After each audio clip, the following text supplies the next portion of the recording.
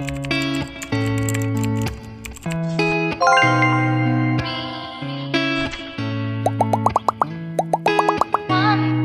ingin berdebat tentang teori evolusi dan runtuhnya teori evolusi. Jadi kalau menurut Charles Darwin itu mengungkapkan bahwa setiap makhluk hidup yang ada di bumi mengalami kematian atau kepunahan. Nah, jika makhluk hidup dan spesiesnya tidak mampu bertahan hidup terhadap seleksi alam, hilanglah satu spesies, bisa munculnya spesies baru lainnya. Runtuhnya teori evolusi dari Yahya itu dipandang dari sudut biologi, manusia hanya merupakan satu jenis makhluk di antaranya lebih dari sejuta jenis makhluk lain yang pernah di dunia ini. Pada pertengahan abad ke-19, para ahli biologi diantaranya yang terkenal adalah Charles Darwin mengemukakan teori mereka tentang evolusi biologi. Menurut teori itu, bentuk hidup tertua di muka bumi ini terjadi dari makhluk-makhluk satu sel yang sangat sederhana seperti prorozoa dalam rangka waktu beratus-ratus tahun.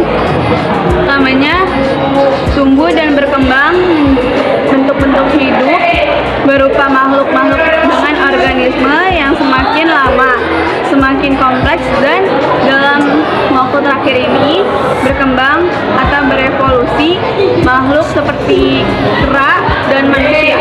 Charles Darwin mengungkapkan teori ini ke publik pada abad ke-19. Bukan hanya teori Darwin. Pada abad ini juga banyak sekali bermunculnya teori-teori evolusi manusia. Teori yang diciptakan oleh Darwin menggunakan landasan atau acuan dari teori yang diciptakan oleh Lyell dengan judul Principles of Biology. Sedangkan teori Harun Yahya, teori evolusi menyatakan bahwa makhluk hidup di muka bumi ini tercipta sebagai hasil kebetulan dan muncul dengan sendirinya dari kondisi alamiah. Menurut Yahya, teori ini bukanlah hukum ilmiah maupun fakta yang sudah terbukti. Di balik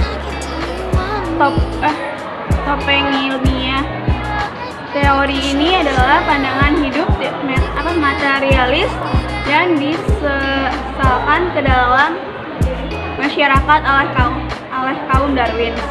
Teori ini menjelaskan bahwa manusia tidak diciptakan tetapi muncul atas faktor kebetulan dan berevolusi dari jenis binatang, serta dengan segala cara supaya mempertahankan omong kosong ini di setiap kesempatan, walaupun bukti ilmiah dengan jelas telah menghancurkan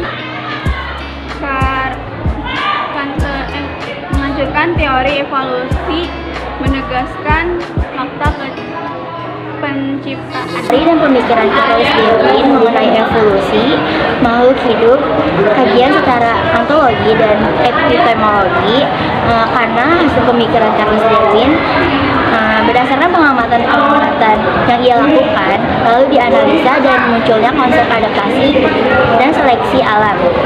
Darwin menggunakan paradigma pasifistik karena teori evolusi makhluk hidup berlandaskan data-data empiris dapat diobservasi secara nyata dan dibuktikan secara ilmiah.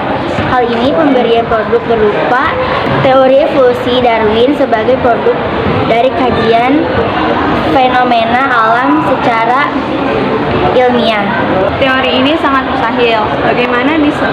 Bagaimana bisa makhluk hidup ada makhluk-makhluk yang tidak hidup? Makhluk bersel satu, misal satu sel hidup sebenarnya terdiri dari ribuan komponen kecil yang bekerja secara harmonis.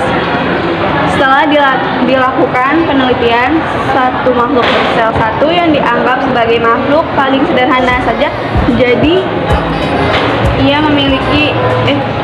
ternyata ia memiliki rancangan, desain, keseimbangan yang rumit dan tertata sangat rapi pada tubuhnya untuk mempertahankan hidup, dan ini membuktikan bahwa kehadiran makhluk bersel dan itu tidak mungkin secara kebetulan.